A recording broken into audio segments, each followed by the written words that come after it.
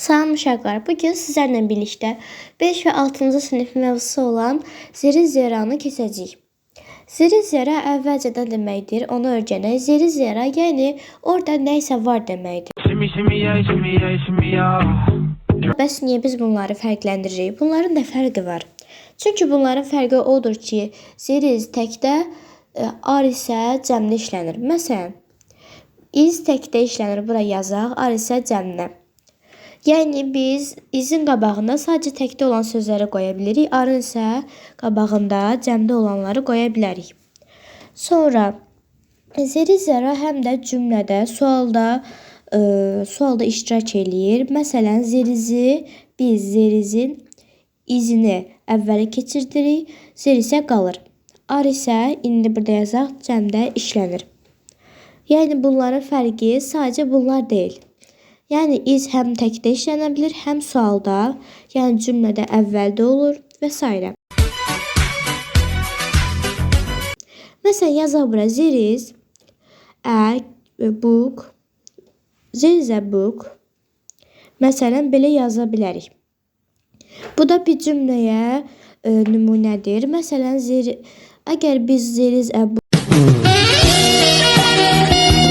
çevirmək istəsək, o zaman buradakı ardan istifadə edəcəyik və qabaqdakı artiklı yığışdıracaq, onun yerinə isə books yazacaq. Məsələn, zeri zerada cümlədə there is və ya are, cümlədə sual verildikdə isə zerdən əvvələ keçir. Yəni bir dəfə əvvələ keçir, qabaqda durur. Biz cümlədə məsələn sual vermək istəyəndə o zaman deyirik is there a book? Is there a book on the table? Məsələn deyə bilərik. Yəni kitabın üstündə, yəni stolun üstündə kitab varmı və ya kitabın üstünə gələn varmı? Digər suallarda verə bilərik. Buna oxşar. Is there a book? Are there book on the table? Və ya digərləri ola bilər.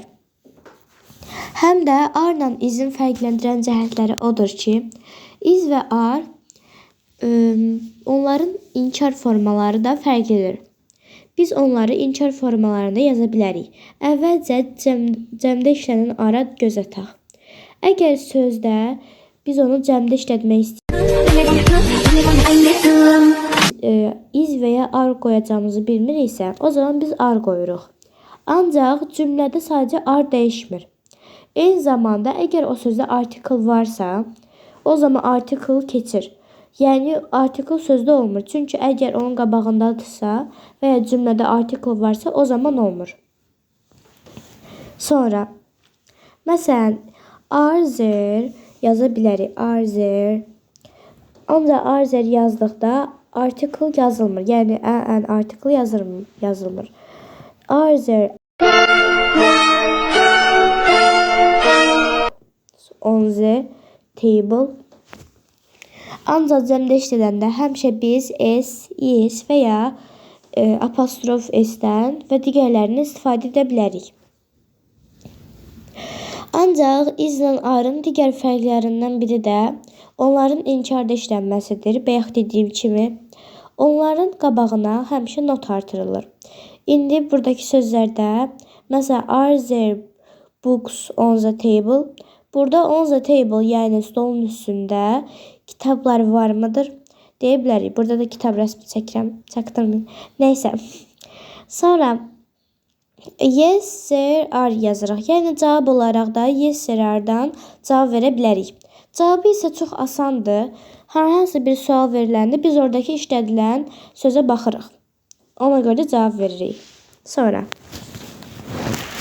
zerizdəki, yəni zeri zeradakı izlə arın necə deyim, inkardakı halı isə biraz daha fərqli olur. Is not və are not. Ancaq bəzən biz bunu və ingilislər istifadə etmir. Çünki həm tələffüzü çox uzundur, həm də yazılışı bir o qədər də uzun olduğu üçün biz isn't-dan və aren't-dan istifadə edirik. Ancaq bunu təkcə biz istifadə etmirik. İngilislər də düzü istifadə edir və apostrofdan yazılır. There isn't, there aren't. Ancaq bizdə is not və ya are not-dan cavab vermək ya da sual vermək olar. Sonra məsələn there is is'in komponentləri təkdir. Yəni həmişə təkdə işlədilir. Sonra isə burada yazıram. Sonra isə cümlədə, yəni sualda cümlədə əvvələ keçir. Sonra və digər komponentlərdə sahibdir. Arınki də elə cəmdə işlənir. Burada isə inkarını yazıram. Isn't-la is notun düzdür, çox bir fərqi yoxdur. Ancaq yenə də burada cəmdə işlənir. O həmişə, yəni qabağındakı söz əgər cəmdədirsə mütləq o da biz are işlətməliyik. Cümlədə o da is kimi əvvəldə işlənir. Və inkar halı isə is aren't və are not olur. Və bu ən asan qaydalardan biridir əslində. 5 və 6-cı sinifdə, yəni 5-ci sinifdə öyrədilən ilk dərslərdən, yəni ilk qaydalardan biri olur bu. Elə bir ki, is təkdə olur, are isə cəmdə olur. Yəni onların özündən ayıran ən böyük, necə deyim, yəni onlardan ayıran ən böyük fərqi isə islə arın təkdə və cəmdə olmasıdır. Əgər biz onu yerinə qoya bilməsək, o zaman biz cümləni doğru düzgün qoya bilmərik. Və cümlə də ən əvvəl sözdəki zeri zəradan başlayır.